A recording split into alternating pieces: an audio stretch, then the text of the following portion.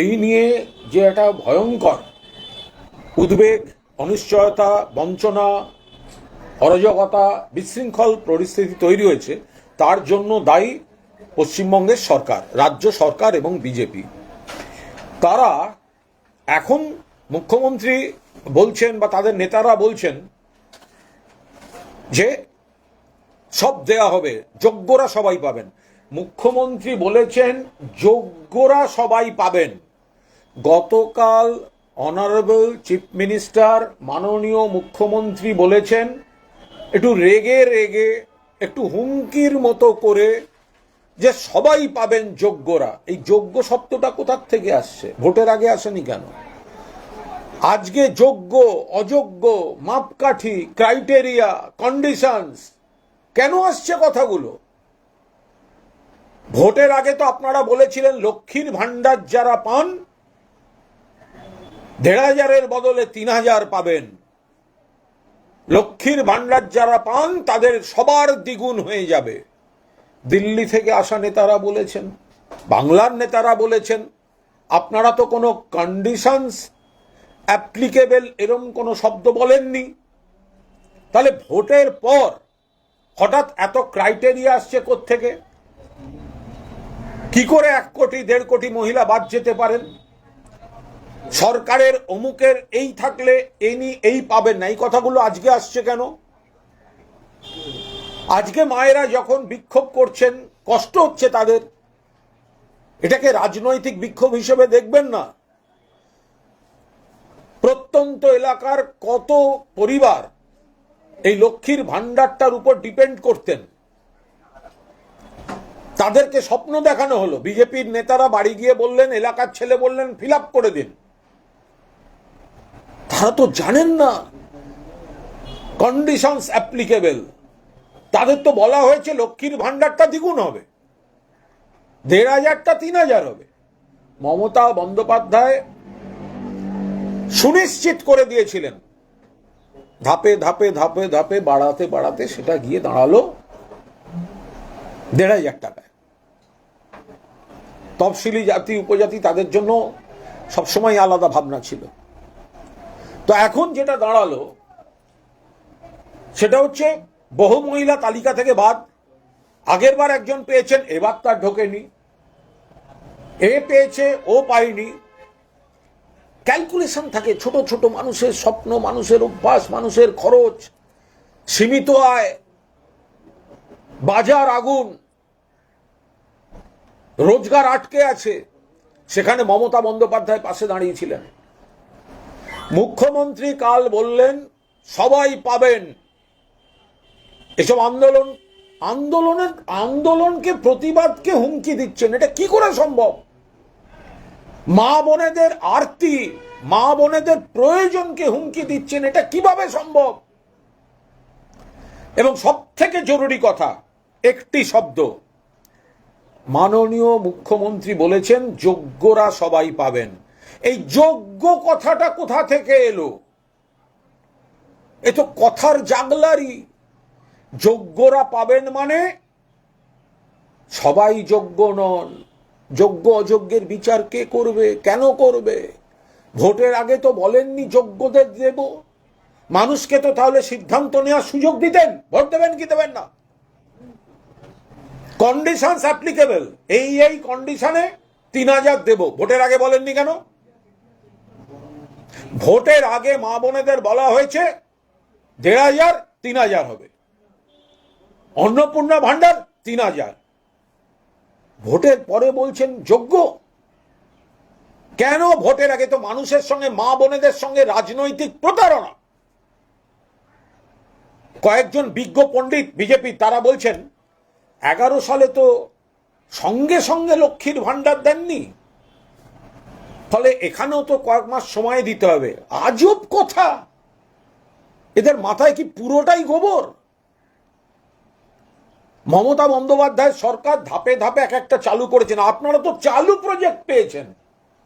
লক্ষ্মীর ভান্ডার মানে কোন কোন মহিলার অ্যাকাউন্টে টাকা ঢুকছে, এই নেটওয়ার্কটা তো তৈরি আছে। আপনারা ১.৫-এর বদলে ৩ করে দিন।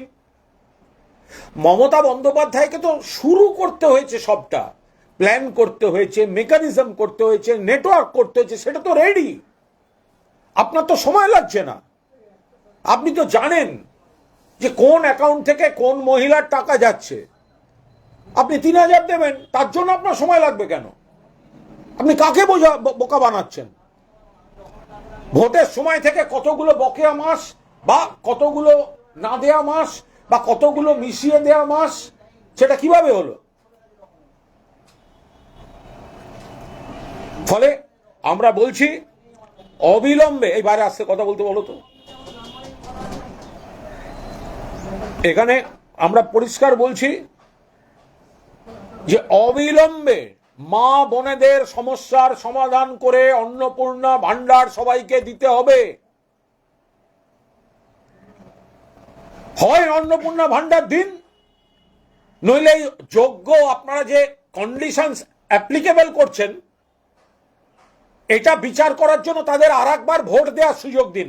কারণ আপনারা মিথ্যা প্রচার করে, মিথ্যা প্রতিশ্রুতি দিয়ে মা বোনেদের ভোট নিয়েছেন বিভ্রান্ত করে। 3,000 দেব আমরা এলে, অনেকে বিভ্রান্ত হয়েছেন, আজকে দেখছেন নেই, কাঁদছেন। কতজনের বক্তব্য শুনলাম, কেউ বলছেন সন্তানের শিক্ষার বেতন দিতাম, কেউ বলছেন এই, কেউ বলছেন ওই। একটা অভ্যাসে চলে এসেছিল, সেখানে আপনারা অযোগ্য যোগ্যর গল্প শুনিয়ে দিচ্ছেন। মাননীয় মুখ্যমন্ত্রী আপনার বিবৃতিতে যোগ্য শব্দটির তীব্র বিরোধিতা করছি। লক্ষ্মীর ভান্ডার মা বোনেরা সবাই পাবে। যোগ্য অযোগ্য নাম করে আপনি আজকে যদি আলাদা করতে চান, তাহলে নতুন করে মা বোনেদের ভোটের রায়ও নিতে হবে আপনাদের। ভোটের আগে সবাই 3,000 আর ভোটের পর কন্ডিশনস অ্যাপ্লিকেবল, এত বড় মা বোনেদের সঙ্গে রাজনৈতিক বিশ্বাসঘাতকতা হতে পারে না। মুখ্যমন্ত্রী বলেছেন গতকাল যে প্রয়োজনে যোগ্য আরো 20 লক্ষ দেব, কিন্তু যোগ্যদের দেব। এই যে যোগ্য, মুখ্যমন্ত্রী বলছেন প্রয়োজনে আরো এত দেব, 20 লক্ষ দেব, যোগ্যদের দেব। এই যোগ্য শব্দটা আপনি ইলেকশনের আগে মা বোনেদের সামনে ব্যবহার করলেন না কেন? কেন ইলেকশনের আগে আপনার দিল্লির নেতা নেত্রীরা থেকে আপনি নিজে বা আপনারা সবাই আপনারা 3,000 বলে এলেন, লক্ষ্মীর ভান্ডার বাড়িয়ে 3,000? তাহলে যোগ্য অযোগ্যটা আসছে কোথা থেকে? বাংলার মা বোনেরা টাকা পাবেন। এবার এই ক্রাইটেরিয়া যোগ্য মানে কি? এক একজন এক এক রকম বলছেন। কেউ বলছেন সরকারের এই স্কিমে যদি এই হয়, সরকারি চাকুরি বা সরকারের কোষাগার থেকে যদি তার এই হয়, তাহলে তিনি এটা পাবেন না, ওটা পাবেন না। স্পষ্ট নয় এখনো। আমি তো বিধানসভার বাজেট নিয়ে সময় আমি তো মাননীয় অর্থমন্ত্রীকে ওখানে রিকোয়েস্ট করেছিলাম যে আপনারা এই যেটা বলছেন এই যোগ্য এটা আপনি ক্রাইটেরিয়া দিন। অন্নপূর্ণার ক্রাইটেরিয়া প্রকাশ করুন। কারা পেয়েছে ব্লক ভিত্তিক নাম টাঙিয়ে দিন। অন্নপূর্ণা ভান্ডারের যোগ্যতা আপনারা কাকে বলছেন তার লিস্ট প্রকাশ করুন। আর কারা পাচ্ছেন ব্লক ভিত্তিক নাম টাঙিয়ে দিন। আর সব থেকে বড় প্রশ্ন, এই যোগ্য বা ক্রাইটেরিয়া আপনি ভোটের আগে বলে মানুষের রায়টা নিলেন না কেন? আপনি ভোটের আগে বলতেন যে সবাইকে দেব না, যোগ্য হতে হবে। এই কথাটা বলার মুরদ হলো না, কারণ আপনারা জানতেন মা বোনেদের ঠকাচ্ছেন। এই যোগ্য কথাটা আপনি বলতেই পারেন, আপনার policy decision, your government have every right. But আপনার তো ভোটের আগে এটা বলা ছিল। আপনি যখন অন্নপূর্ণা দেখিয়ে ভোট করছেন, তাহলে অন্নপূর্ণার টার্মস কন্ডিশন, কিভাবে যোগ্য, কারা পাবেন না, সেটা আপনাদের বলে দেওয়া উচিত ছিল। আপনারা সেটা বলেননি। একাধিক, পয়েন্ট নাম্বার 2, একাধিক সামাজিক সুরক্ষা স্কিম বহু মানুষ পাচ্ছেন না। অন্নপূর্ণা ভান্ডার অবিলম্বে সকলকে দেওয়া উচিত প্রতিশ্রুতি অনুযায়ী। 2, বার্ধক্য ভাতা, বিধবা ভাতা অবিলম্বে ক্লিয়ার করা উচিত। 3, শ্মশানে গেলে সমব্যথী, মৃত্যুর পর পরিবারের সাহায্য। মমতা বন্দ্যোপাধ্যায় জন্ম থেকে মৃত্যু অবধি প্রোটেকশনের ব্যবস্থা করছিলেন, যতটুকু আর্থিক সাহায্য দিয়ে খরচা খানিকটা সমস্যার সমাধান করা যায়। শ্মশানগুলিতে আর ওগুলো কার্যত পাওয়া যাচ্ছে না, সমব্যথী কার্যত পাওয়া যাচ্ছে না। এটা হচ্ছেটা কি? মমতা বন্দ্যোপাধ্যায় যে সামাজিক সুরক্ষা কর্মসূচিগুলি করে দিয়ে গেছিলেন, স্বাস্থ্যসাথীর বদলে আপনারা করলেন আয়ুষ্মান ভারত। আয়ুষ্মান ভারত আবার সেই যোগ্য অযোগ্য চলে এলো, ক্রাইটেরিয়া, কন্ডিশনস অ্যাপ্লিকেবল। অর্ধেক লোক পাচ্ছে না। হসপিটালগুলোয় যান, আমার কাছেই কেস এসছে। স্বাস্থ্যসাথীতে করেছিলাম, এতখানি এই করেছি, আমার বাচ্চার এই চিকিৎসা হচ্ছিল, এখন অথই জলে পড়েছি, অবিলম্বে অপারেশন দরকার, কি করব? আমি ফরওয়ার্ড করে মুখ্যমন্ত্রীকে পাঠিয়ে দিচ্ছি চিঠি। ফলে মানুষের ভোট নেওয়ার জন্য, মানুষের শুধুমাত্র ভোটার হিসেবে ট্রিট করে, ভোটের আগে একের পর এক প্রতিশ্রুতি দিয়ে ভোটটা নেওয়া হয়েছে, এখন মানুষের সঙ্গে এই সরকার বিশ্বাসঘাতকতা করছে। আমরা একটু অন্য প্রসঙ্গে আসি, এবার যাদবপুরে ঢুকছি। কর্তৃপক্ষের অভিযোগ দায়েরের পর 48 ঘন্টা অতিক্রান্ত, যাদবপুরের তদন্তে এখনো পর্যন্ত পুলিশ কাউকে তো গ্রেপ্তার করেইনি, এমনকি সিসিটিভি ফুটেজ পর্যন্ত সংগ্রহ করেনি। তাই কাউকে চিহ্নিত করার প্রসঙ্গও নেই। কেন এত বিলম্ব পুলিশের? ঘটনার পরই পুলিশ নিজে থেকে তৎপর হতে পারত। যাদবপুরের ঘটনায় গোটা দেশের কাছে বাংলার মুখ পুড়েছে, কারণ যাদবপুর বিশ্ববিদ্যালয় ভারতবর্ষের প্রথম 10টি মেধা কেন্দ্রের অন্যতম, বিশ্ববিদ্যালয়ের অন্যতম, বাংলার সেরা বলাই ভালো মেধায়। যাদবপুরের ভেতরে একাংশের ছাত্রছাত্রীর সঙ্গে আমাদের কি কি দ্বিমত সেটা অন্য প্রশ্ন, কিন্তু বিজেপির কোনো রাইট নেই মাঝরাত্রে গুন্ডা পাঠিয়ে ছাত্রছাত্রীদের উপর হামলা করার। আমরা এর তীব্র নিন্দা করছি এবং আমরা এই ইস্যুতে ছাত্রছাত্রীদের পাশে আছি। যে সরকার বড় বড় কথা বলে, তথাকথিত গুন্ডা দমন আইন আনার কথা বলে, সেই সরকার এই হামলাকারীদের বিরুদ্ধে এখনো ন্যূনতম ব্যবস্থা নেয়নি। নো অ্যারেস্ট, কার্যত নো ফ্রুটফুল ইনভেস্টিগেশন, তার কোনো ইন্ডিকেশনও নেই।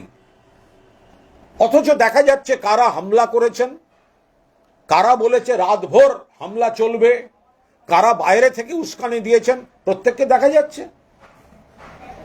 যাদবপুর বিশ্ববিদ্যালয় ক্যাম্পাসে মুখ্যমন্ত্রী বলছেন ভেতরে এবং বাইরে আমরা জাতীয়তাবাদ প্রতিষ্ঠা করব। আরে করুন না, কে বারণ করেছে? ভেতরে জাতীয়তাবাদ প্রতিষ্ঠা করতে গেলে ভেতরে সেখানকার উপযুক্ত লোক তাদেরকে বলুন, আর বাকিরা ভেতরের লোকেরা জাতীয়তাবাদী নয় এটা আপনাকে কে বলল? আপনাদের চোখে এক ধরনের জাতীয়তাবাদ হতে পারে, কিন্তু জাতীয়তাবাদী ভেতরে নেই এটা আপনাকে কে বলল? আর বাইরে জাতীয়তাবাদ প্রতিষ্ঠা করব, একজন পুলিশ মন্ত্রী, মুখ্যমন্ত্রী বলছেন গুন্ডা বাহিনীর হামলাকে আড়াল করতে। কে রাইট দিয়েছে বিজেপির গুন্ডাদের? কে রাইট দিয়েছে পাশের কেন্দ্রের বিধায়ককে? বাইরে কোনো ঘটনা ঘটলে মুখ্যমন্ত্রী, আপনি পুলিশ মন্ত্রী, আপনি পুলিশ পাঠাবেন? গুন্ডা পাঠিয়ে জাতীয়তাবাদ প্রতিষ্ঠা? আপনাদের কাছ থেকে জাতীয়তাবাদ শিখব? মুখ্যমন্ত্রী বলেছেন ভেতরে জাতীয় পতাকা পর্যন্ত তোলা হয়। ভেতরে এমন অনেক ছাত্রছাত্রী, অধ্যাপক, অধ্যাপিকা, শিক্ষাকর্মী রয়েছেন, তারা বন্দে মাতারমও বলেন, জাতীয় পতাকাকে সম্মানও করেন।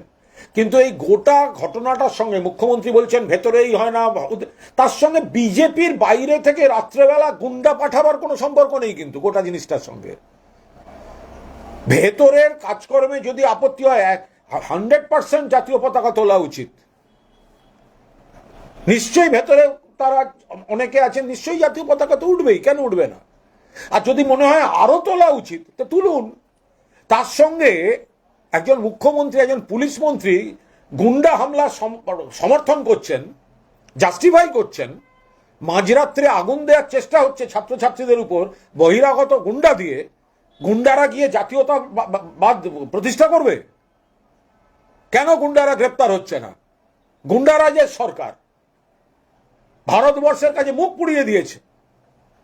কিছু সিসিটিভি ফুটেজ দেখা গেছে যেখানে দেখা যাচ্ছে ঠিক 12:36 থেকে 38 নাগাদ প্রাক্তন ভিসি তাকে ওখানে উপস্থিত থাকতে দেখা যাচ্ছে এবং বুদ্ধদেব সাউ তিনি কিছু বলার পরেই এমনটা অভিযোগ করছে যে ওই গেটটি খুলে দেওয়া হয়েছে। তাহলে কি এটা চক্রান্ত ছিল? এটার পেছনে, যাদবপুরের ঘটনার পেছনে গভীর চক্রান্তের বিভিন্ন অভিযোগ আসছে, সেটা নিরপেক্ষ তদন্ত হওয়া প্রয়োজন। সিসিটিভি ফুটেজে এমন ব্যক্তিকে দেখা যাচ্ছে যারা ওখানকারই বড় সড় শীর্ষ পদের দায়িত্বে ছিলেন।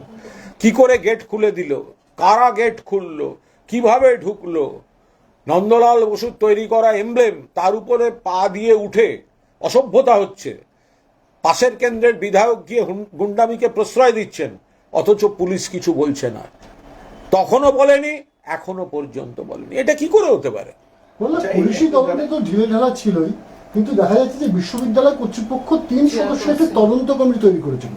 তার চেয়ারপারসন করা হয়েছিল যাকে সেই শুভশঙ্কর সরকার। তিনি নিজের পদ প্রত্যাখ্যান করেছেন এবং তিনি ইমেল মারফত জানিয়ে দিয়েছেন তিনি দায়িত্ব নিতে পারবেন না। এবং তার বিরুদ্ধে একটা অভিযোগ আছে যে হাইকোর্টে তার বিরুদ্ধে মামলা উঠেছিল এবং 20,000 টাকা তার বিরুদ্ধে হাইকোর্ট ফাইন করেছিল। দেখুন, এরা এই যাদবপুরে হামলার এত বড় ঘটনাটার প্রকৃত সত্য যাতে না উঠে আসে এবং দোষীরা যাতে শাস্তি না পায় তার জন্য নানা ধরনের চেষ্টা চলছে। প্রথম কথা, বিশ্ববিদ্যালয় নিশ্চয়ই তার মতো করে তদন্ত করবেন, কি করবেন, তাদের তো নিশ্চয়ই একটা কড়া ব্যবস্থা নেওয়া উচিত। তাদের তো জেগে উঠতেই সময় লাগলো, কিন্তু পুলিশ কেন সঙ্গে সঙ্গে ব্যবস্থা নেয়নি?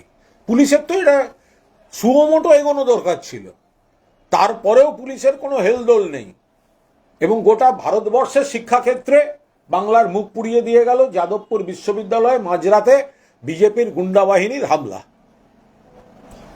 যাদবপুর ইস্যুতে দেখা যাচ্ছে যে বিজেপি সরকারের এক একজনের এক এক ধরনের মত। কখনো সর্বরী মুখোপাধ্যায় তিনি একরকম বলছেন, অরুণমিত্রা পাল একরকম বলছেন, স্বপন দাশগুপ্ত একরকম বলছেন, দিলীপ ঘোষ, অর্জুন সিং, শ্রমিক ভট্টাচার্য প্রত্যেকে বিভিন্ন রকম মত দিচ্ছে।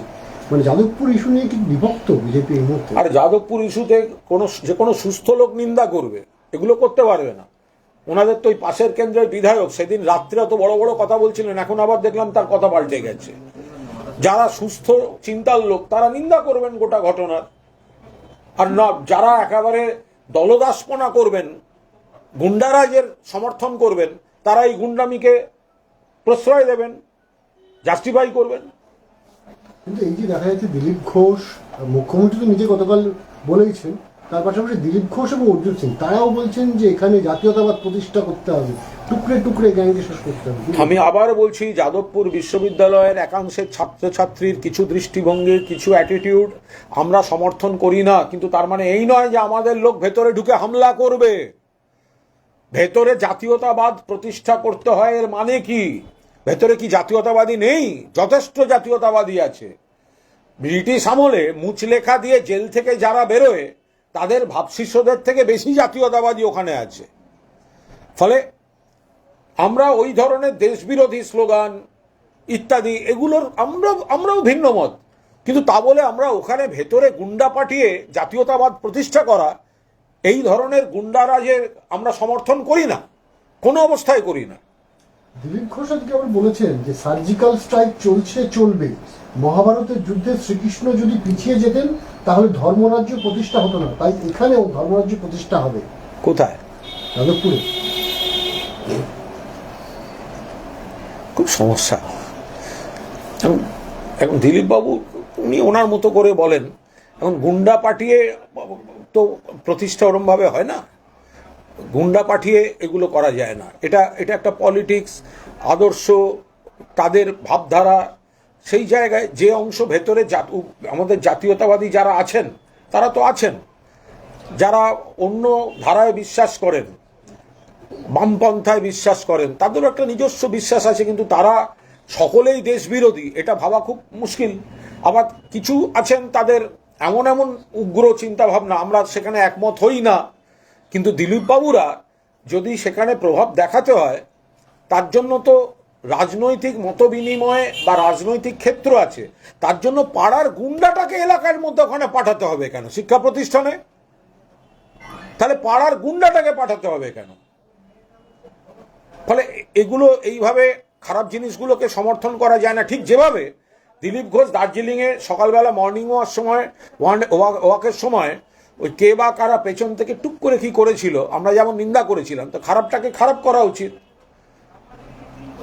বলছি এই যে বিভিন্ন থানা বিজেপি কর্মীরা বন্ধ করে দিচ্ছে, লক করে দিচ্ছে, মারপিট হচ্ছে গোষ্ঠীদ্বন্দ্ব, দিলীপ ঘোষ খড়গপুরে বলেছেন যে পুলিশকে বলেছি কেউ যদি মাফিয়াগিরি করতে আসে একদম সোজা টিকিট টিপে দেবে। দিলীপ ঘোষ পুলিশকে কি বলছেন আমি জানি না, কিন্তু দিলীপ ঘোষের কোনো কথা পুলিশ শুনবে না, কারণ শুভেন্দুর বলা আছে যে শুভেন্দু ছাড়া অন্য কারুর কথা পুলিশ শুনবে না।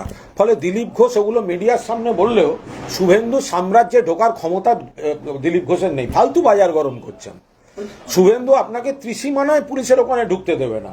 ফলে আপনার কথা পুলিশ শুনবে, আমি এই বলেছি, আমি ওই বলেছি, আরে ঘোড়ার ডিম। শুভেন্দু আপনাকে পুলিশকে কিছু বলতে দেবে না? আপনার এখতিয়ার আছে, আপনার যেটুকু এখতিয়ার আছে আপনি সেইটা করুন। আর এই যে এনকাউন্টার করে দেবো, অমুক করে দেবো, এইসব করে খবরে থাকা যায়। এটা বিজেপির যে কালচার, গুলি করে মারা, আইনের শাসন না দেয়া, সবটাই গাজওয়ারি। ওটা ওই ইকো পার্কের মর্নিং ওয়াক অব্দি ঠিক আছে, বাকি বেশি বলবেন না, শুভেন্দুর পুলিশই আপনাকে অ্যারেস্ট করে নেবে। গোষ্ঠীদ্বন্দ্ব তোলাবাজি এই দুটো ব্যাধি তৃণমূলকে গ্রাস করেছিল, তার কুফল ভুগতে হয়েছে তৃণমূল কংগ্রেসকেও। 15 বছরের শাসনকালে এই ব্যাধি ফুলে কেটে উঠেছিল, কিন্তু নতুন সরকারের মাত্র 3.5 মাসে এই দুটো ব্যাধি মারাত্মক আকারে পরিলক্ষিত হচ্ছে। চারিদিকে তোলাবাজির অভিযোগ এবং দল এবং সরকার বিপর্যস্ত। তারপরে পাড়ায় পাড়ায় গোষ্ঠীদ্বন্দ্ব, যে রোগে আপনারা আক্রান্ত হয়েছিলেন 3.5 মাসে আক্রান্ত হচ্ছে। সিপিএম সরকার যেখানে শেষ করে গেছিল বাংলাটাকে পুরো অন্ধকারে, অনুন্নয়ন, সর্বনাশা, খুন, ধর্ষণ, দলবাজি, তো সেখান থেকে মমতা বন্দ্যোপাধ্যায়ের নেতৃত্বে তৃণমূল কংগ্রেস নিশ্চিতভাবে উত্তরণ ঘটিয়েছে বাংলার। কিন্তু ক্রমশ একটা সময় এই ক্ষমতাজনিত মেদ কিছুটা আমাদের দলে ঢুকে পড়েছে। কিছু ব্যক্তি অত্যন্ত অন্যায় অসাধু কাজ করেছেন, সরকারি ক্ষমতার অপব্যবহার করেছেন, যাদের জন্য সাধারণ মানুষ তৃণমূল কংগ্রেসের উপর বিরক্ত হয়েছেন, এবং লোক বাছাইয়ের ক্ষেত্রেও তৃণমূল নেতৃত্বের নিশ্চিতভাবে ভুল ছিল।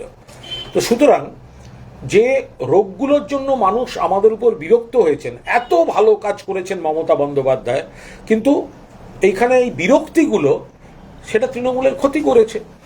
তো আজ যেটা তৃণমূল কংগ্রেস এত বছর থাকার পর শেষ কয়েক বছরের রোগ যেটা হয়েছিল, সেটা একেবারে বর্ধিত চেহারায় বিজেপির প্রথম দিন থেকে শুরু হলো। জিতেন্দ্র তেওয়ারি বিজেপির বিধায়ক, তাকে বলতে হচ্ছে 15 বছরের যা যা অভিযোগ ছিল 2 মাসে ক্রস করে গেছে আমাদের কর্মীরা। বিজেপির বিভিন্ন শাখার নেতা নেত্রীদের বলতে হচ্ছে, ওপরের নেতা নেত্রীদের বলতে হচ্ছে তোলাবাজি না, গুন্ডাগার্দি না, কিন্তু এগুলো কেউ শোনার জায়গায় নেই। ওনারা মুখে এক কথা বলছেন, ওনাদের লোকই অন্য কথা বলছেন। আর আমাদের কিছু ভুল ছিল, অন্য দল থেকে কিছু বেনজল এসছে, সেগুলো আবার এখন বিজেপিতে গিয়ে নাম লেখাচ্ছে। আবার আমাদের কিছু লোকের আঙুল ফুলে কলা গাছ হয়েছিল, আমাদের লোকদের নেতা চয়নে ভুল হয়েছিল, এইসব এনে এখন সেগুলো বিজেপির দিকে গিয়ে সেই সব রোগ ঢুকে পড়েছে। আর সর্বত্র একটা সব জায়গা থেকে একটা খাই খাই একটা ব্যাপার এসে গেছে। ফলে 2 মাসের সরকারকেই এখন তাদের নেতাদের বলতে হচ্ছে যে এই সব চূড়ান্ত খারাপ জায়গায় চলে গেছে। তাহলে কি তৃণমূলের সংক্রামক ব্যাধিতে আক্রান্ত বিজেপি? আরে বিজেপিটা তো অ্যালুমনি অ্যাসোসিয়েশন অফ তৃণমূল। বিজেপিটা কোথায়? Alumni association of Trinamool. বিজেপির যারা পুরনো লোক, তারা পুরনো কর্মী, তারা অনেক পেছনে। মুখ্যমন্ত্রী প্রাক্তন তৃণমূল। বিজেপি একটা লোকও জোগাড় করতে পারেনি তো। অর্থাৎ বিজেপিতে লোক নেই। তৃণমূলের অভিজ্ঞ সরকারে ছিলেন, এতবারের এমপি এমএলএ, প্রাক্তন মন্ত্রী, তাকেই মুখ্যমন্ত্রী করতে হয়েছে। আপনি চারপাশে দেখুন, জেলায় জেলায় 294 জনের মধ্যে শতাধিক x Trinamool, if not more. তো সব জায়গায়, ফলে বিজেপিটা তো গিয়ে দাঁড়িয়েছে একটা অ্যালুমনি অ্যাসোসিয়েশন অফ তৃণমূল। এবং এবার সব থেকে হচ্ছে যে তৃণমূলের যারা খাঁটি লোক ছিল, দলটাকে ভালোবেসে, তারা তৃণমূলে থেকে গেছে। আর যেগুলো অন্য দল থেকে বেনজল এসছে অথবা এখানে ধান্দাবাজি করে খেয়েছে, সেইগুলো এখন ক্ষমতায় থাকার জন্য যাচ্ছে। খুব স্বাভাবিকভাবে যে বিষয়টা আমরা দলকে বোঝাতে চেয়েছিলাম, যে শ্রেণীটা শুধু নিজেদের ধান্দায় ক্ষমতার কাছাকাছি থাকে, আগের ক্ষমতা থেকে আমাদের কাছে এসছে, আমাদের এখানে ক্ষমতা তৈরি করে আর একটা জায়গায় যাচ্ছে, তো সে রোগ তো বিজেপিকে এখন ফেস করতে হবেই। বিজেপি সরকারের দুই মন্ত্রী শারদা মুখোপাধ্যায় এবং অগ্নিমিত্রা পাল তারা একেবারে রাস্তায় নেমে এবং একজন বিভিন্ন হাসপাতাল পরিদর্শন করছেন। মন্ত্রীদের এই অ্যাক্টিভনেস তো এর আগে বাংলায় এইভাবে দেখা যায়নি। মন্ত্রীরা বেরোননি, আপনি এটা বলতে পারছেন? আপনাদের কি তখন ক্যামেরাম্যান কম ছিল? 11 সাল বা মমতা ব্যানার্জির সময় কি আপনাদের ক্যামেরাম্যান শর্ট ছিল? আমি জানি না, আমি জিজ্ঞেস করছি। হ্যাঁ, মানে এটা ছিল কি না আমি তখন কি করে যাই, মানে মমতা বন্দ্যোপাধ্যায়ের থেকে বেশি ঘোরা কেউ ঘুরেছেন? আমাদের মন্ত্রীরা যা ঘুরেছেন, আমাদের এই তিনটে টার্মের বেস্ট মিনিস্ট্রি ছিল মানে 11 থেকে 16। যখন পরিবর্তনটা হওয়ার পর হাল ধরতে হলো, প্রত্যেক মন্ত্রী জেলায় জেলায়, মাননীয় মুখ্যমন্ত্রী তো এই কনসেপ্টটাই করে দিলেন যে জেলার উন্নয়নের বৈঠক জেলা সফরে গিয়ে হবে। তা এখন এরা দু একজন যাচ্ছে, ঘুরছে। এর আগে কখনো দেখা যাচ্ছি, মানে আমার মনে হচ্ছে তখন আপনাদের চ্যানেলের ক্যামেরাম্যান ছিল না। খাদ্যমন্ত্রী অভিযোগ করছেন যে ব্যাপক দুর্নীতি হয়েছে তৃণমূলের আমলে, তো সবকটা দুর্নীতি তদন্ত নির্দেশ দিচ্ছেন তিনি খাদ্যমন্ত্রী দপ্তরে। খাদ্যমন্ত্রী একটি চিঠি পেয়েছি, আমি উত্তর দেব। তো এখন যদি কোথাও কোনো অনিয়ম হয়ে থাকে, নিশ্চিতভাবে খাদ্যমন্ত্রীকে বলবো তদন্ত করুন।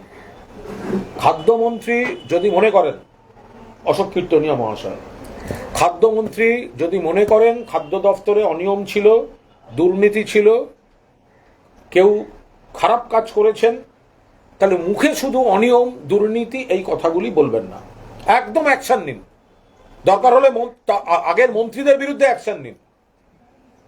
জ্যোতিপ্রিয় মল্লিকের বিরুদ্ধে তো ইতিমধ্যেই অ্যাকশন, ইডি বা ওইসব কিছু হয়েছে। এখন সমস্যা হচ্ছে তার আর একজন খাদ্যমন্ত্রী রথীন ঘোষ, তাকে ইডি ডাকলো, তারপর তো তিনি ভালো তৃণমূল হয়ে গেলেন, বালিশ তৃণমূল হয়ে গেলেন। ফলে অশোক কীর্তনিয়া, আপনারা যত এই ধরনের কথাগুলো বলেন, আমরা বলছি করুন, কারণ সবটা তো মুখ্যমন্ত্রীর দেখা সম্ভব নয়। কোন মন্ত্রী কোন দপ্তরে কি করে রেখেছেন মমতা ব্যানার্জির পক্ষে দেখা সম্ভব ছিল না, সম্ভব নয়। যদি আপনি মনে করেন আগের সরকারের খাদ্যমন্ত্রীরা অন্যায় করেছেন বা খাদ্য দপ্তরে দুর্নীতি হয়েছে, অনিয়ম হয়েছে, আপনি ব্যবস্থা নেন, কিন্তু দয়া করে এই স্টেটমেন্টগুলো করে না মিসড কল দেবেন না। এগুলোকে আমরা মিসড কল বলি। তদন্ত হবে, ফাইল খুলবো, আর ব্র্যাকেটে হচ্ছে এদিকে চলে এসো, ফাইল খুলবে না, তদন্ত হবে না, ফাইল খুলবো ছাড়বো না, পরের দিন ওইদিকে কালীকে ধরেছি দোয়াত আনবো, দোয়াতের বাবা শুদ্ধ চেঞ্জ করে গেল। তো ফলে এইগুলো আপনাদের এই যে হুমকি ধরবো, এগুলো তো সব হচ্ছে আপনার মিসড কল।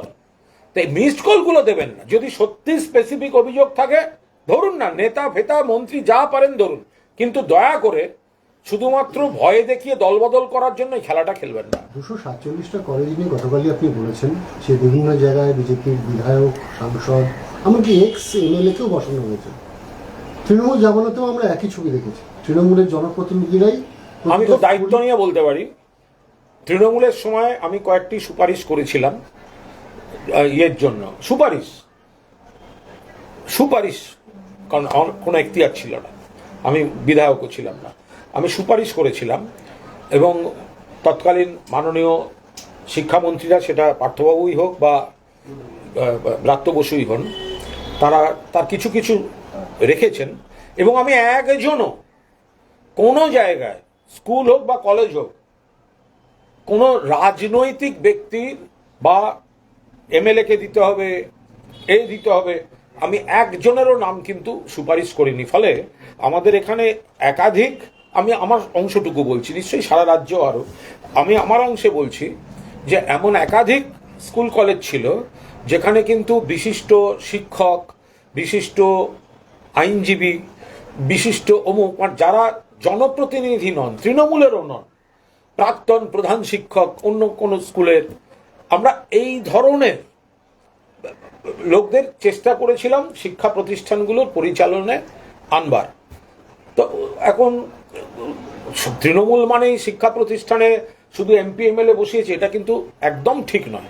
বরং বিজেপি যেটা দেখালো, একচেটিয়া শুধু বিজেপির এমএলএদের বসালো, এমনকি এক এলাকার এমএলএ কে তার থেকে বহু দূরে অন্য জায়গায় বসিয়েছে। এটা তো সকলের কাছে সুপারিশ চাইতে হতো, সবসময় এমএলএদেরই করতে হবে, এর কি মানে আছে? কেন হবে? মানে আগে যেটা একটা সমস্যা হতো, দেখুন একটা সমস্যা হতো যে একজন এমএলএ একাধিক, তার প্রচুর কাজ থাকে, ফলে এই ধরনের শিক্ষা প্রতিষ্ঠানগুলোয় যদি সব এমএলএরা বা এমপিরা তারা মাথায় বসে থাকেন, সবসময় সময় দেওয়া যায় না, মিটিংয়ে যাওয়া যায় না, ফলে সেই কাজটা কিন্তু ইগনোরড হয়, ওটা সেকেন্ডারি হয়ে যায়। ফলে যারা সময় দিতে পারবেন সেই প্রতিষ্ঠানটা বা সেই ব্যবস্থাটা সম্পর্কে তাদের একটা মানে আগ্রহ আছে, সম্মান আছে, এই ধরনের নাগরিকদের যদি এগুলো অ্যাকোমোডেট করা যায়, আমি আবার বলছি, দায়িত্ব নিয়ে বলছি, আমি মানে পার্থ চ্যাটার্জি বলুন, ব্রাত্য বসু বলুন, আমি একাধিক রিকোয়েস্ট করে আমি কিন্তু এগুলো বেশ কিছু ক্ষেত্রে আমাদের উত্তর মধ্য কলকাতায় আমি করাতে পেরেছি, যে কোনো রাজনৈতিক নেতা নেত্রী নন, বিধায়ক নন, সাংসদ নন, সম্পূর্ণ অন্য জগতের, শিক্ষার জগতের, অথবা খুব খুব খুব জরুরি কোনো নাম মানে যদি সেখানকার কোনো প্রাক্তনীকে আনা যায়, অর্থাৎ যে সেই মানে শিক্ষা প্রতিষ্ঠান থেকে হাতে তালুর মতো চেনে, তার আবেগ জড়িত, এইরকম লোকদের যদি আস্তে আস্তে আনা যায়, এলাকার বিশিষ্ট চিকিৎসক যার এই শিক্ষা বা এই গোটা বিষয়টার সম্পর্কে প্রবল আগ্রহ আছে, আমরা এই ধরনের করেছি, এখানে রয়েছে, তাদেরকে সব যদি সরিয়ে সরিয়ে একটা কলেজ, আমি রিকোয়েস্ট করায় মাননীয় ব্রাত্য বসু করে দিয়েছিলেন একজন শিক্ষাবিদকে, তিনি কোনো জনপ্রতিনিধি নন, তিনি একটি শিক্ষা প্রতিষ্ঠান চালাতেন, তাকে সরিয়ে আবার এমএলএ বসানো হলো। তো ফলে বিজেপি তো এগুলো করে যাচ্ছে।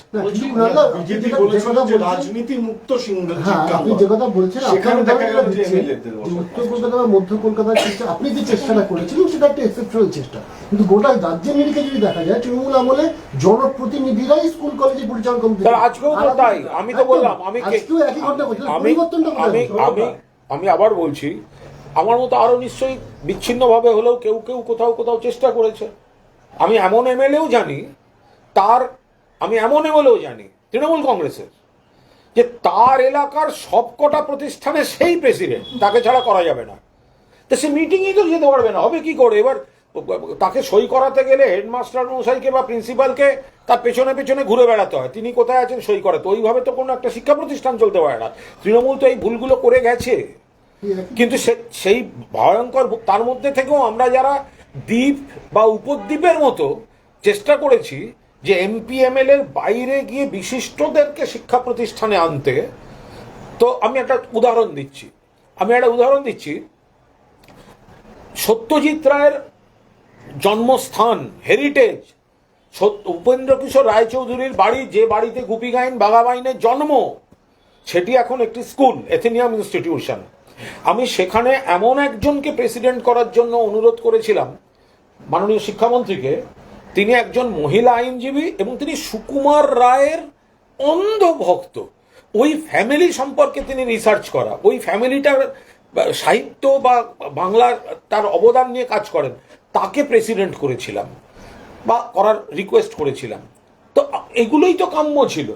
তাহলে বিজেপি আজকে সব জায়গায় দলের নেতাদের, দলের বিধায়কদের বসিয়ে, আচ্ছা বলুন দেখিনি, দলের বিধায়কদের অনেক কাজ থাকে, অনেক রকম কাজ থাকে, এক একজন বিধায়ক যদি দুটো তিনটে শিক্ষা প্রতিষ্ঠানের এই গভর্নিং বডি বা ম্যানেজিং কমিটিতে ঢুকে যায়, কি সম্ভব নাকি কখনো? বরং সরকারের উচিত, আমি মাননীয় উচ্চশিক্ষা মন্ত্রীকে অনুরোধ করব, সব সাংসদ বিধায়কদের কাছ থেকে একটা রিকোয়েস্ট নেয়া, যে তাদেরই বসতে হবে তার কোনো মানে নেই,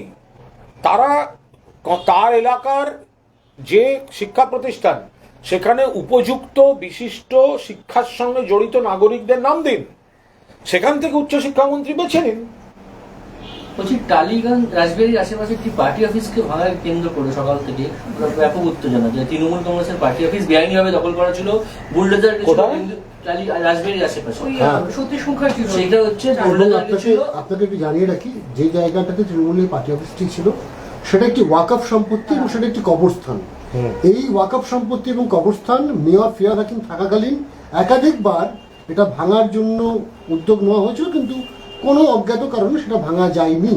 সরকার পরিবর্তন হওয়ার পর আজকে তৃণমূলের সেই পার্টি অফিস ভেঙে ফেলার কাজ শুরু করা হচ্ছে। না, এখানে একটা কথা বলি, শেষ মুহূর্তে যে সেখানে বুলডোজার গেছিল, কেন্দ্রীয় বাহিনী গেছিল, কলকাতা কর্পোরেশন পুলিশ গেছিল, কিন্তু হাইকোর্ট আবার স্টে অর্ডার দিয়ে দিয়েছে, ফলে ভাঙা বন্ধ হয়ে যায়। আচ্ছা, আমি একটা কথা বলি, তৃণমূলের একটা অফিস যদি বেআইনি থাকে, ভাঙা তার আইনের কি দিক সেটা তো আমি বলতে পারবো না, সেটা নিশ্চয়ই যারা ওখানে পার্টি অফিস চালান তারা বলতে পারবেন। আর দিকে দিকে যে তৃণমূলের পার্টি অফিসগুলো বিজেপি দখল করে বসে আছে তার কি হবে? যেগুলো তৃণমূলের দীর্ঘদিনের পার্টি অফিস, আমার বেলেঘাটাতেই একাধিক রয়েছে, সেগুলো বিজেপি দখল করে গেরুয়া রং করে নিয়েছে, তার বিচারটা কে করবে? তাহলে কি শ্রমিক ভট্টাচার্যকে চিঠি লিখতে হবে যে শ্রমিকবাবু আমাদের এই পার্টি অফিসগুলো আপনার লোকেরা 4 তারিখের পর দখল করে নিয়েছে, ওখানে যাওয়া যাচ্ছে না, গেলে মারছে? অথবা পুলিশ বিজেপির কে মারছে সেটার থেকে বড় কথা, পুলিশ এসে তো বিজেপির গুন্ডাদের সাপোর্ট করছে, আমাদের ছেলেদের নামে কেস দিয়ে দিচ্ছে। তো ফলে তৃণমূলের একটা অফিস আইনি না বেআইনি এটা তো আইন বলবে, কিন্তু তৃণমূলের জেনুইন পার্টি অফিসগুলো যে বিজেপি দখল করে নিয়ে গেরুয়া রং করে বসে গেছে তার বিচার কে করবে? গতকাল রাতেও আনন্দপুর থানার সামনে বিজেপির 2 গোষ্ঠীর ব্যাপক ঝামেলা হয়েছে প্রীতি ঘোষকে কেন্দ্র করে, এবং বলা হচ্ছে যে কুপন ছাপিয়ে পিকনিকের নামে নাকি তোলাবাজি চলছে।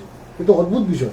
বিজেপি তোলাবাজিটিকে একটা অদ্ভুত শিল্পের পর্যায়ে নিয়ে গেছে, নানা রকম তোলাবাজি চলছে, মানে কোথায় কোথায় মিষ্টির দোকানে, কোথায় শিল্প, একটা কি চিঠি দেখলাম, পাড়ায় পাড়ায় অভিজ্ঞতা খুবই মানুষের ক্রমশ খারাপ দিকে যাচ্ছে, গোষ্ঠীবাজি করে হচ্ছে, আবার প্রোটেকশন মানিয়ে নিচ্ছে।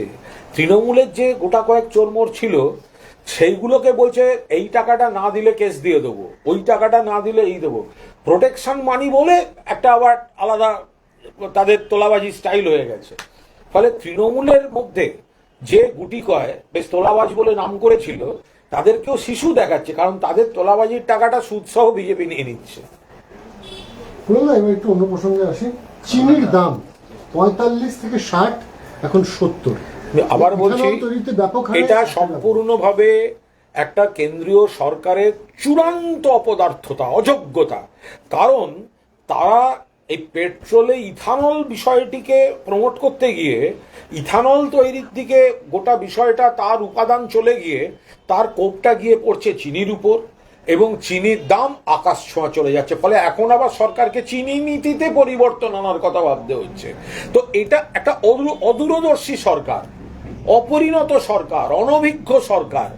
ফলে কোনটায় কি করতে গেলে তার এফেক্টটা ঘুরপথে বাজারে কিসে গিয়ে পড়বে এদের কোনো ধারণাই নেই। এমনিতেই বাজার আগুন, এরা ইলেকশনের আগের কোনো কথা রাখেনি, তার সঙ্গে স্পেশালি চিনি, এমনিতেই বাজার আগুন, পেট্রোল ডিজেল বাড়লে বাজার আগুন, রান্নার গ্যাস, বাণিজ্যিক গ্যাস এসব বাড়লে মানুষের ক্ষতি।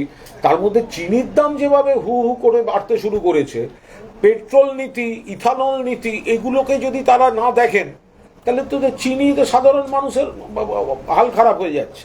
আমাদের যে গাড়িগুলো আমরা ব্যবহার করি সেই গাড়িগুলো বেশিরভাগই 20% ইথানল যুক্ত পেট্রোল ব্যবহারের জন্য উপযুক্ত নয়। তা সত্ত্বেও সরকার এটাকে প্রয়োগ করছে এবং এতে গাড়ির ক্ষতি হচ্ছে।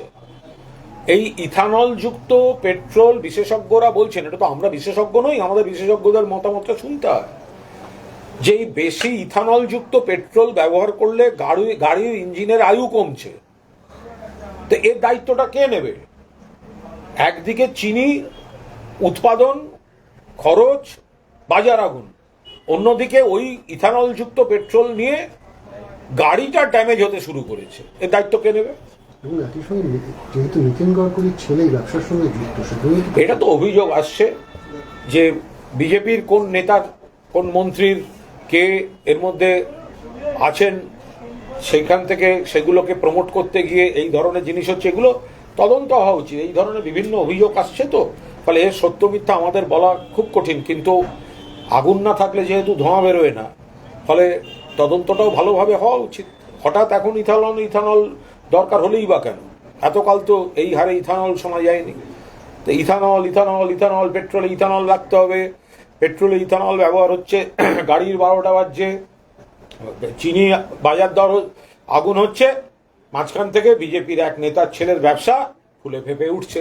পুরোদস্তু তদন্ত হওয়া উচিত। বলছি, আজকে রাজনাথ সিং এসছে, প্রতিরক্ষা সংক্রান্ত বেশ কিছু জায়গার এক্সটেনশন, যুদ্ধ জাহাজ তৈরি, মেরামত করা, তার পরিকাঠামো বাড়ানো। সেক্ষেত্রে আজকে শুভেন্দু অধিকারী তিনি অভিযোগ করেছেন যে আগের সরকার তো কেন্দ্রের সঙ্গে কোনো কাজই করতো না, ফলে এই সমস্ত কাজ থমকে গিয়েছিল। আমি গত 15 বছরে একাধিক উদাহরণ দিতে পারি যে পশ্চিমবঙ্গে প্রতিরক্ষা দপ্তর তারা যা যা কাজ করার স্বাভাবিকভাবে কাজ করেছেন, অনেক কাজ করেছেন। তাদের স্থলবাহিনী, বায়ুসেনা, নৌসেনা সবাই সব রকমভাবে কাজ করতে পেরেছেন। ফলে মমতা বন্দ্যোপাধ্যায় সরকারে থাকার জন্য সেনাবাহিনী কাজ করতে পারেনি, এই কথাটা প্রথম আজকে শোনা গেল। মানে একটা মানে গল্পের তো একটা লিমিট থাকে। প্রথম কথা, প্রতিরক্ষা দপ্তরটা মমতা বন্দ্যোপাধ্যায়ের সঙ্গে কোনো সম্পর্ক নেই, রাজ্য সরকারের সঙ্গে কোনো সম্পর্ক নেই। ওটা সরাসরি দেখে কেন্দ্রীয় সরকার, প্রতিরক্ষা দপ্তর, এবং স্বাভাবিকভাবে কাজ হয়েছে। কখনো কখনো তো কোনো জিওসিএনসি বলুন বা যারাই এখানে দায়িত্বে আছেন বা প্রতিরক্ষা দপ্তর কখনো বলেছেন তাদের এই অসুবিধাটা হচ্ছে, রাজ্য সরকার নজর দেয়নি? কোনোদিন শুনেছেন? তো অবান্তর কথাবার্তা বলে কোনো লাভ আছে? ক্যাগ রিপোর্ট, রেলের ক্যাগ রিপোর্ট প্রকাশ্যে এসেছে। এ রাজ্যের ক্ষেত্রে দেখা যাচ্ছে যে শুধুমাত্র সোনামুখী স্টেশন যা যাত্রী পরিষেবার নিরিখে পাস করেছে, বাকি কোনো স্টেশন পাস করতে পারেনি। গোটা দেশে 400-র বেশি স্টেশন রয়েছে, যেগুলো বেশিরভাগই আবার অমৃত ভারত স্টেশন নামে পরিচিত। এ রাজ্যে যেগুলো রয়েছে সেগুলো যাত্রী পরিষেবার প্যারামিটারে ফেল করে দিচ্ছে। রেল সব দিক থেকে বিপর্যস্ত, রেল ভয়ঙ্কর পরিস্থিতিতে রয়েছে। যাত্রী নিরাপত্তা, যাত্রী পরিষেবা, যাত্রী সুরক্ষা, সময়ানুবর্তিতা, গোটা জিনিসটা 12টা বেজে গেছে। কিভাবে বেসরকারির হাতে দেয়া যায় শুধু তার বিজ্ঞান চলছে। ক্যাগ রিপোর্টে আবার দেখিয়ে দিল কাগজে কলমে যত বড় বড় কথা হচ্ছে। সাধারণ 2-4টে দামি টিকিট, বড় মানে বেশি দামের টিকিটের বড় লোক চলতে পারে সেরম ট্রেন, তবু সেইগুলোর দিকে 4টি নজর থাকে। আর বাকি আমজনতার যে কি দুর্ভোগ, লোকাল ট্রেন থেকে শুরু করে আমজনতার জন্য যে ব্যবহারের ট্রেনগুলো। রেল মমতা বন্দ্যোপাধ্যায় যতদিন ছিলেন রেলমন্ত্রী ততদিন বাংলাও সুবিধা পেয়েছে, নতুন ট্রেন, নতুন স্টেশন, নজরদারি, সাধারণ মানুষ পরিষেবাটা পেয়েছেন। তারপর থেকে অবনতি হতে হতে হতে এমনকি রেলের বাজেটটা একটা আলাদা স্বতন্ত্র, তার একটা সম্মান গুরুত্ব ছিল, এই সরকার সেটাও তুলে দিয়েছে। অর্থাৎ রেল বাজেট আলাদা করে আর পেশও হয় না। ফলে সেই জায়গায় দাঁড়িয়ে রেলের ক্যাগ রিপোর্ট, ওটা বিস্তারিত আরো ভেতরে গেলে দেখা যাবে শুধুমাত্র যাত্রী পরিষেবায় অবনতি ঘটেছে তা নয়, সর্বাঙ্গীন অবনতির একটা প্রতিফলন আছে। বলছি যে গতকাল সন্ধ্যাবেলা রামপুকুর থানায় একটা অভিযোগ দায়ের হয়েছে যে ফ্ল্যাট দেওয়ার নাম করে গরিব মানুষের বাড়ি হাতিয়ে নিয়েছেন অতীন ঘোষের মেয়ে। অভিযোগটা তার বিরুদ্ধে। তো এই বিষয়টি নিয়ে কি বলবেন আর কি? আমি বলতে পারবো না, জানি না। 2 নম্বর থ্যাংক ইউ না ভাই। কালকে আমরা দেখলাম যে এক এনসিপিআই সাংসদের পুত্র প্রথমে বহুজন এনসিপিআই, তারপরে ওয়েস্ট বেঙ্গল এনসিপিআই, তারপরে পোস্ট ডিলিট করা। এটা কি মানে ছেলেই তো কার্যত মাকে বিপাকে ফেলছে, নাকি একটা দিশাহীন পার্টি? বলতে পারবো না, আমি একেবারেই বলতে পারবো না। যারা নিজেরা কোথায় দাঁড়িয়ে আছেন সেটাই জানেন না। আচমকা জিজ্ঞেস করুন আপনি কোন পার্টিতে আছেন, বলতে পারবেন। ওই 20 জন জিতেছেন তৃণমূল থেকে, ঘুরঘুর করছে বিজেপি নেতাদের বাড়িতে, মুখে বলছে এনসিপিআইতে গেছে, তাদের বাড়ির লোক পোস্ট করছে একটা অন্য দলের নাম। আবার লোকসভা টিভিতে দেখা যাচ্ছে যে তারা তৃণমূলেই আছেন। ফলে এনার যে কোথায় আছেন, কে কোথায় দাঁড়িয়ে, সেটা এরা নিজেরাই জানেন না। বলে এদের নিয়ে কি কথা বলবো? এরা একটাই, এরা গদ্দার। এরা তৃণমূলের দাঁড়িয়ে এখন বিজেপির কাছে যাচ্ছেন, যেতে চাইছেন, বিজেপির বন্ধু হতে চাইছেন, এনডিএতে যেতে চাইছেন, বিজেপি বিরোধী ভোট নিয়ে এরা জিতে এখন বিজেপির কোলে দোল খেতে চাইছেন। তারপর তো সব কার কি সব যত কে কোথায় কি পোস্ট করে সেসব ডিলিট করে বেড়াচ্ছেন, তাদের ব্যাপার। না, গতকালকে একটা পোস্ট করেছিলেন মানসিক ভারসাম্যহীন, সেটা এর সঙ্গে কি এর কোনো সম্পর্ক আছে? না না, কোন্দল লেগেছে মানে সাংসদদের নিজেদের মধ্যে। আমি তো যা শুনেছিলাম ওনাদের মধ্যে একটা গ্রুপ কল হয়েছে, ওই যারা দল বদল করে এখন ঠিক কোন জায়গাটা দাঁড়িয়ে আছেন বুঝতে পারছেন না। রোজ প্রত্যেকে দেখবেন ওদের মানে ব্যাগে একটা কম্পাস নিয়ে ঘুরছেন, হ্যাঁ, মানে কম্পাস ছাড়া কোন দিকে যাবে আর বুঝতে পারছে না। এখন প্রত্যেকের কাছে ওই 20 জনের কাছে কম্পাস। তো এখন তারা শুনলাম তাদের মধ্যে 9 জন, পরে 2 জন যোগ হন, 11 জন একটা গ্রুপ কলে ছিলেন, মানে ওই ওই ওই ফোনের গ্রুপ কল, আপনারা ওনাদের ফোন চেকও করতে পারেন। তো গ্রুপ কলে ছিলেন, সেখানে পিতামহ ভীষ্মও ছিলেন, নীরব ছিলেন, কিন্তু ওখানে তিনি ওখানে ওই হয় যে ওখানে একজন সাংসদের ছেলে আবল তাবল ভারসাম্যহীন কিছু পোস্ট করে যাচ্ছেন, ফলে তাই নিয়ে তারা খুব ক্ষোভ প্রকাশ করেন যে তাদের দলের নাম বদলে যাচ্ছে, আবল তাবল লেখা হচ্ছে। তো সংশ্লিষ্ট সাংসদ নাকি বলেন যে জানো তো ও একটু এরকম, তা তোমরাও একটু বোঝাও। তা 2 জন খুবই সেখানে লাঞ্ছনা গঞ্জনা ব্যঞ্জনার একটা গপ্প হয়েছে। তারপর দেখলাম ওসব সব শুদ্ধ জঞ্জাল সাফ হয়ে গেছে। আমার একজন বলল কেউ ওই সব ধ্যাতানির পর গোটা ডিলিট। এটা একটা জিনিসই বোঝা যায় যে একটা ওই 20 জনের একটা যে একটা নীতিহীন অবস্থান, একটা দিশাহীন পাগলামি চলছে ওদের। কে বলছে এখানে আছি, ও বলছে ওখানে আছি, একটা পার্টির নাম তারপরে আর একটা শব্দ যোগ হয়ে যাচ্ছে, কে কোথায় দাঁড়িয়ে কেউ জানে না। আরাবুল ইসলাম ISF ও ছেড়ে দিলেন, বলতে হবে না তাদের ব্যাপার, ছাড়ো। ধন্যবাদ দাদা, ধন্যবাদ। Thank you. আরাবুল